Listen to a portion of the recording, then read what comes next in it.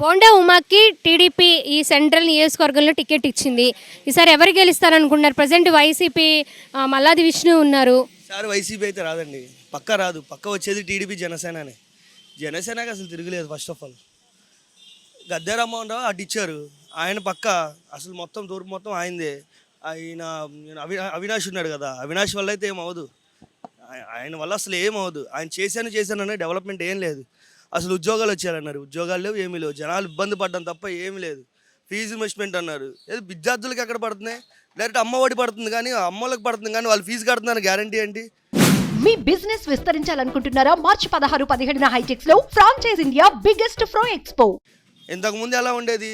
కాలేజీకిను గవర్నమెంట్కి ఉండే రెండు వాళ్ళు చూసుకునే వాళ్ళు. ఎవరికాళ్ళు అయిపోయాయి మామూలుగా సబ్జెక్టులు, కానీ మామూలు కట్టడం కానీ ఫీజు వాళ్ళు గవర్నమెంట్ చూసుకునేది. ఇప్పుడు అలా ఏం లేదు కదా. డైరెక్ట్ అమ్మఒడి పేదలకు వీళ్ళకి పడుతుంది, అమ్మోళ్ళకి పడుతుంది. వాళ్ళు ఎవరు ఏం చేస్తున్నారు? దేనికో దానికి వాడుతున్నారు. మందు తెచ్చారు, పిచ్చి పిచ్చి మందులు. ఏం మందో వాళ్ళకే తెలియదు. 9 hours అంట దేనికి? ఆ మందు ఈ మందు అని చెప్పి జనాలు గొల్ల చేసేస్తున్నాం. వైసీపీ అయితే రాదు, పక్క వైసీపీ రాదు. వచ్చేది టీడీపీయే. ఫిక్స్ అయిపోవడమే. ఈసారి టీడీపీ కంపల్సరీ, ఇది మాత్రం నిజం. బోండా ఉమా దగ్గర కూడా స్థానికుడు కదా, ఆయనకు ఉంటుంది. కాకపోతే ఎల్లంపల్లి కొత్తగా వచ్చాడు కదా, క్యాటర్ కొద్దిగా ప్రాబ్లం ఉండొచ్చు. కొత్తగా వచ్చింది, అందరూ సమకూర్చున్నది లేదు కదా. రెండోది ఏంటంటే విష్ణు గారు రంగా గారి టైం నుంచి ఉన్నాడు కదా, ఆయనకంటే ప్రతి క్యాటర్ ప్రతి కార్యకర్త మంచి ఇది ఉంటుంది. కాకపోతే బోండా ఉమా కూడా స్థానికుడు, కొద్దిగా ఇదిగానే ఉంటుంది. లాస్ట్ టైం 2019 ఎన్నికల్లో చాలా తక్కువ ఓట్లతో ఓడిపోవడం జరిగింది బోండా ఉమా. మరి ఇప్పుడు ఎలా ఉండబోతుంది అనుకుంటున్నారు? ఎవరిని గెలిపించాలనుకుంటున్నారు మీరు? ప్రజెంట్ అయితే వైసీపీకే ఉంది.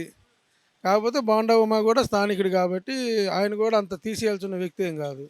వెల్లంపల్లి కొత్తగా వస్తుంది కాబట్టి ఇక్కడికి కొద్దిగా టఫ్ ఫైట్గానే ఉంటుంది. అంటే బోండా ఉమాకే ఛాన్స్ ఉండొచ్చు. టికెట్ ఇచ్చారు కదా టీడీపీకి. ఆయన బోండమ్మ గ్యారంటీ. ఈసారి బోండమ్మ గ్యారంటీ, నో ఛాన్స్ లేదు ఇంకా. లాస్ట్ టైం చాలా తక్కువ ఓట్లతో ఆయన ఓడిపోవడం జరిగింది. ఈసారి అంతకుమించి ఆయన బోండమ్మ గ్యారంటీ అండి. ఎందుకంటే ఆయన కష్టపడతాడు, నలుగురు తిరుగుతాడు, చిన్నది పెద్దానికి పిలిచి వస్తాడు. ఆయన పెద్దానికి అందరికి గౌరవిస్తాడు ఆయన. అందుకని ఆయన మనసులో నిలబెట్టాడు నలుగురులో. ఆయనే సీట్ గ్యారంటీ వస్తుంది. సీట్ కూడా ఆయనకు వస్తుంది. ఇచ్చారా? అదే సీట్ ఆయనే గెలుస్తాడు. బోండమ్మ గెలుస్తారు. బోండమ్మ గారికి ఈరోజు మార్నింగ్ టికెట్ సెంట్రల్ నియోజకవర్గం ప్రకటించడం జరిగింది. ఆయన అంతకుముందు కూడా గెలిచారు. పోయిన సంవత్సరమే కొద్దిగా నెక్ క్లోజ్లో ఓడిపోవడం జరిగింది. ఈసారి అంతా జగన్ గారి మీద వ్యతిరేకత ఉండబట్టి టీడీపీ జనసేన మిత్రపక్షంతో అధికారం ఏర్పాటు చేయడం జరుగుతుందని ఆశిస్తున్నాం.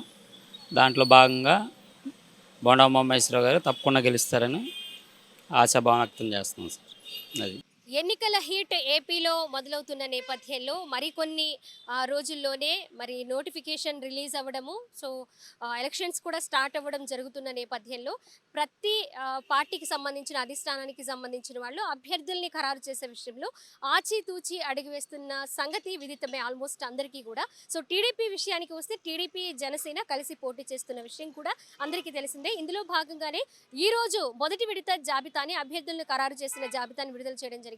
మొత్తంగా మొదటి విడతలో 99 సీట్లను ఖరారు చేసి అభ్యర్థులను ఖరారు చేసి రిలీజ్ చేశారు.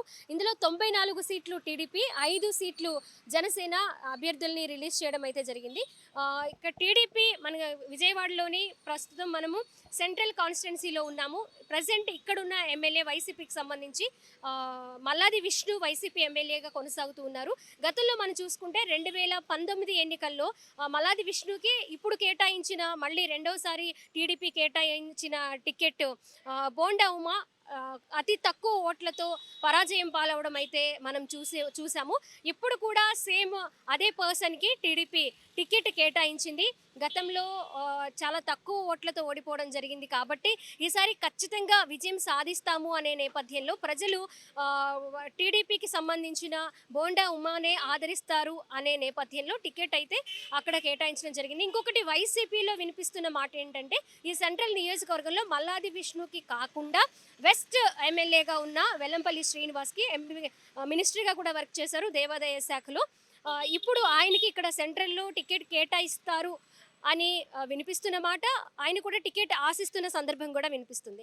మొత్తంగా ఎవరికి వైసీపీలో టికెట్ కేటాయించినప్పటికీ మరి టీడీపీ తరపు టికెట్ కేటాయించిన బోండా ఉమాపై విజయం సాధిస్తారా, ఎలాంటి పోటీ ఉండబోతుంది ఇద్దరి మధ్య అనేది వేచి చూడాలి. మరి ఈ సెంట్రల్ కాన్స్టిట్యున్సీ ప్రజలు ఎవరిని ఎన్నుకుంటారు, మళ్ళీ వైసీపీ ఎలాంటి అభివృద్ధి చేసింది అనే దాని మీద, ఇంకా అభివృద్ధి కావాలి అనే దాని మీద టీడీపీనా అనేది మొత్తానికి ఇంకొంతకాలం వేచి చూస్తే తెలియాల్సిన విషయం అయితే మనకి తెలుస్తుంది.